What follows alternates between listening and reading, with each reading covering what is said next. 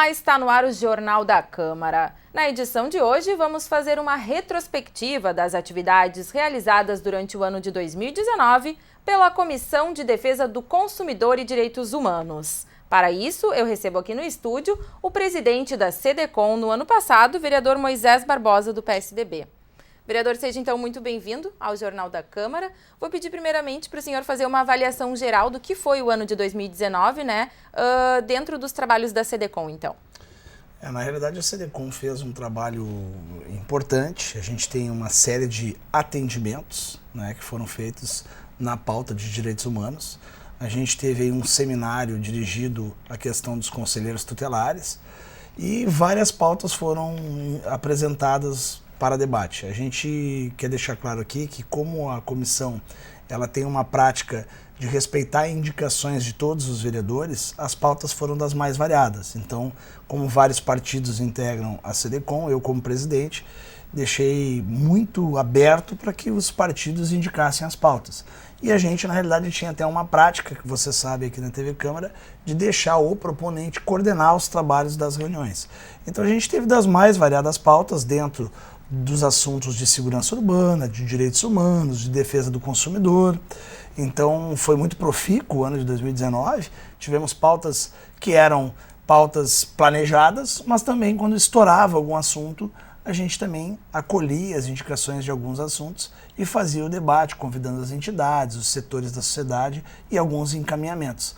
A gente, em 2019, tivemos pautas como os restaurantes, que tiveram a questão de mudar o formato, de ser mais descentralizado, que gerou toda uma discussão, foi uma das pautas. Os restaurantes populares, né? Isso, os restaurantes populares. A gente teve algumas propostas, muitas propostas, na verdade, na área de segurança urbana, o cercamento eletrônico, fizemos, inclusive, reuniões lá no SEIC, para que não só as entidades, mas a Secretaria de Segurança, que inclusive hoje tem um ex-integrante da SEDECOM, e todas as pautas que foram entregues e propostas na SEDECOM, a gente fez o encaminhamento convidando a população, convidando a prefeitura, os órgãos competentes, para que a gente pudesse fazer alguma entrega e o debate. Faz parte do parlamento que a gente participe das comissões, tive muito prazer, muita honra de presidir junto com os vereadores que estavam no SEDECOM. Mas 2019 foi um ano muito rico, de debates nestas pautas: segurança, direitos humanos e defesa do consumidor. Falando sobre direitos humanos, e o senhor trouxe aí a questão do restaurante popular, vou abordar sobre a situação das pessoas, das pessoas que vivem em situação de rua, Existe aí um número crescente de população de rua. Como fazer um enfrentamento, por parte da comissão? De que maneira a comissão pode contribuir também na criação ou, enfim, no desenvolvimento de políticas públicas voltadas a essa parcela da população? A comissão fez um debate sobre os dois temas, tanto os restaurantes populares quanto os moradores de rua. Isso é um fenômeno mundial. Quero deixar claro, desculpa, para a população, para o telespectador, que isso não é só Porto Alegre. A gente tem um conceito de que o morador de rua, um conceito que foi motivo de estudo, e na SEDECOM a gente trouxe a Secretaria da Saúde, a FASC, os órgãos competentes que fazem o trabalho dirigido para isso. A gente tem uma pesquisa, um conceito que diz que mais de 80% dos moradores de rua sofrem de alguma deficiência ou alguma doença. Então, seja a deficiência, doença, os índices também de dependência química muito alto. Existe um trabalho em desenvolvimento em Porto Alegre que será divulgado, a população vai tomar conhecimento com o passar do tempo, que são os CAPS AD4. Os CAPS AD4 serão exemplos, já estão sendo exemplo para o Brasil. Ainda na época que o secretário aqui era o secretário Erno, depois foi substituído pelo secretário Pablo Sturmer, e junto com a FASC, tanto no momento que o Solimar esteve lá, e agora a Vera, a gente teve o Joel nesse meio tempo interinamente. Foi feito um trabalho muito interessante que está aberto e funcionando em Porto Alegre, que recebe e atende o público de rua. Agora, não adianta, e aí o governo Marquesan acertou nisso, não adianta fazer, vamos dizer assim, um ataque que apenas mude o lugar. onde as pessoas estão. Não adianta tu chegar lá, combater superficialmente, recolher o material, dar um jato de água, como a gente viu em algumas prefeituras pelo Brasil, porque essas pessoas vão ir para outros lugares. Então, há um trabalho multidisciplinar, até para conseguir recursos para algumas das pessoas retornarem aos seus municípios, mas o problema é um problema mundial. Certo, vereador, indo agora para o tema da segurança, né? A SEDECOM tratou sobre a segurança especificamente no bairro Menino Deus. O bairro Cidade Baixa, no começo do ano, foi tema de uma comissões conjuntas, na verdade, né? Inclusive da SEDECOM, em função do carnaval da Cidade Baixa. Tratou também sobre o cercamento eletrônico. Qual que é a sua avaliação quando falamos aí de segurança urbana? A avaliação é a melhor possível, porque a gente teve uma redução de 41% nos furtos de veículos e tal. Isso é fruto de um trabalho maior, ampliado. A gente conheceu através da SEDECOM. Se a SEDECOM não tivesse atenta de chamar os órgãos, e quero inclusive agradecer a assessoria técnica da casa que trabalha na SEDECOM e também o pessoal da TV Câmara que acompanhou isso. Na verdade, quando a gente começou a fazer esse debate, e repito, os vereadores, todos eles propõem. Então, um vereador vai lá e propõe a questão do Menino Deus. Outro vereador propõe a questão dos blocos, do carnaval, a questão dos ruídos, enfim, da Cidade Baixa. Aí vem o outro vereador que propõe a questão do cercamento eletrônico. Eu, por exemplo, 3 anos atrás, quando ainda em época de campanha eleitoral, eu falava que era um absurdo os pardais só multarem. Que os pardais, eu ainda brincava, dizia que maluquice é essa do pardal só multar. Tem que ter reconhecimento ótico de caractere para verificar carros roubados, incidentes. Hoje existe um cercamento eletrônico e o porto-alegrense ainda não sabe, são milhões de placas verificadas, né, numa parceria, inclusive, entre o município, o Estado, né, entre os órgãos da segurança pública, que vem combatendo os índices. Então, o rescaldo final do que a SEDECOM fez, tanto nos bairros que a gente discutiu, é muito positivo. Quando a gente fala em 41% de redução de criminalidade, de furto de veículo, a gente fala e a gente tem que explicar para as pessoas. Isso não é só o furto do veículo, isso é um crime intermediário, seja para assalto, seja para sequestro, como eu fui vítima aqui, né, já no mandato. Então a gente vê com bons olhos, a gente vê também a questão da iluminação pública aparecendo mais interligada com a questão da segurança, as praças mais iluminadas, isso também é importante. Áreas da cidade com a Copa, eu que apresentei aqui na casa a questão da desburocratização das podas, né? O levantamento de copa de aves para a iluminação entrar na parte inferior, isso dá mais segurança.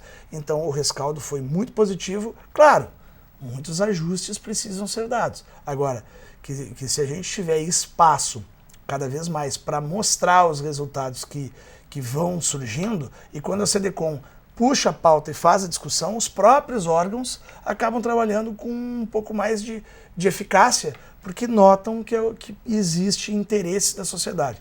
Aqui a Câmara de Vereadores é uma caixa de ressonância entre a população e o poder público. No segundo semestre de 2019, a SEDECOM também tratou sobre um projeto de lei que foi aprovado, no caso, uma lei agora que tratava aí sobre os guardadores de veículos na cidade de Porto Alegre. Foi um projeto bastante polêmico. Como que a SEDECOM abordou esse assunto, vereador?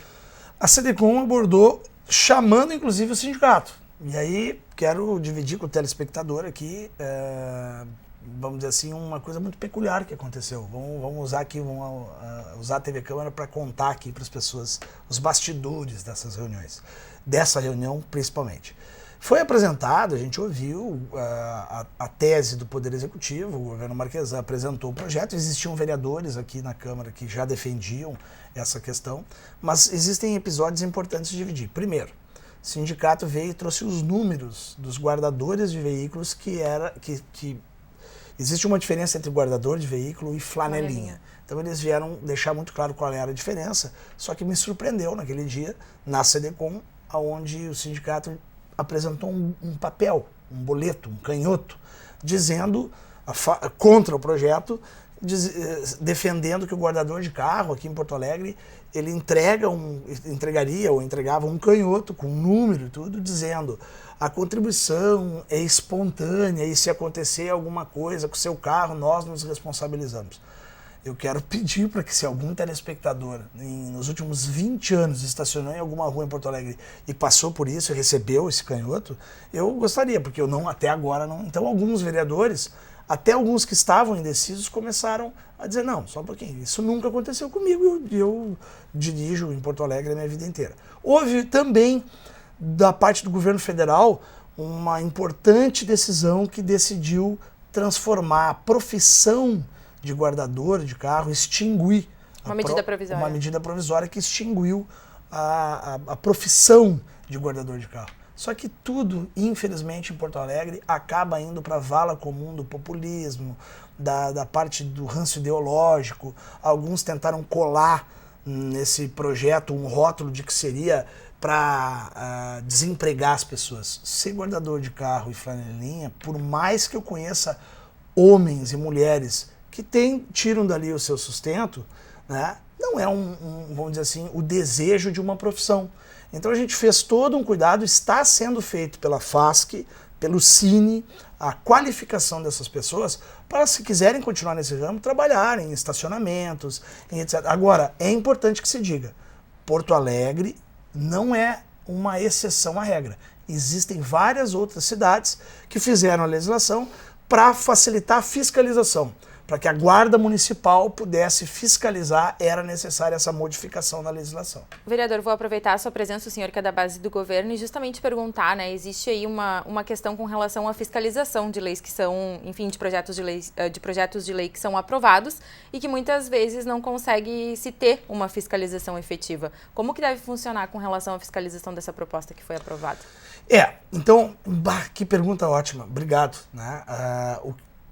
O que acontecia? A Guarda Municipal, a IPTC, quem abordava a fiscalização da questão dos guardadores de carro, o guardador acabava dizendo, não, só um pouquinho, estou desempenhando a minha função, é uma profissão prevista na legislação. Legislação essa de 1940, antes da Constituição Federal. A legislação que declarava guardador de carro uma profissão é de antes, se não me engano, é da época ainda do Geisel ou alguma coisa assim. Então, o resultado dessa história. Houve a Constituição, a legislação se modernizou, o governo federal agora deixou claro que não é uma profissão. A fiscalização tinha problemas, porque quando chegava para fazer o seu trabalho, existia essa de, não, mas é a minha profissão, vocês não podem fazer nada comigo, não estou ameaçando ninguém. As pessoas com medo de declarar, não, eu fui ameaçado sim, o meu carro foi arranhado de propósito porque eu não quis pagar, mulheres, pessoas idosas sendo coagidas, e quero deixar claro, para toda regra existem exceções. Então, para que haja uma regra para que a fiscalização possa ser efetuada, que a legislação foi feita. Agora a Guarda Municipal, a IPTC, tem lá, vamos dizer assim, mais convicção e mais liberdade para fazer o seu trabalho. Porque não vai ter do outro lado uma pessoa alegando, não, eu estou desenvolvendo meu trabalho é legal, é previsto na legislação federal. Não é. Então, em Porto Alegre, houve uma decisão da maior parte dos vereadores que tiveram coragem de enfrentar essa pauta, sem esse vitimismo e esse ranço de cada projeto que é enviado aqui pelo Poder Executivo, tentar antecipar o debate de 2020. Vereador, para a gente concluir, né, não sei se o senhor gostaria de destacar alguma outra reunião que tenha sido tratada, como a gente já falou, foram muitas pautas aí abordadas pela SEDECOM em diferentes áreas e temáticas, enfim. E também já aproveitar e pedir para o senhor fazer uma projeção de como que deve ser esse ano de 2020 que está começando.